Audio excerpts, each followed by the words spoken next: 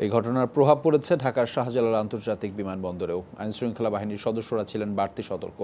এছাড়া চট্টগ্রাম থেকে ঢাকা হয়ে যাদের এই সময়ে বিদেশ যাওয়ার কথা, তাদের কেউ কেউ ফ্লাইট ধরতে পারেননি।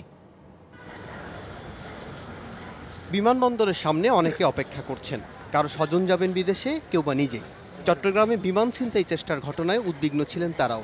এ ঘটনায় বন্ধ ছিল অভ্যন্তরীণ রুটের সব ফ্লাইট। এতে চট্টগ্রাম থেকে ঢাকায় আসতে পারেননি অনেকেই।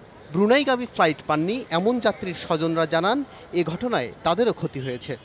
আমাদের ব্রুনাইয়ের কিছু যাত্রী চিটাগাং এয়ারপোর্টে আছে বাংলাদেশ বিমানে, সে হযরত শাহজালাল বিমানবন্দরে আসবে, কিন্তু এই ঝামেলার কারণে বা এই বিপদের কারণে তারা ফ্লাইট মিস করতেছে।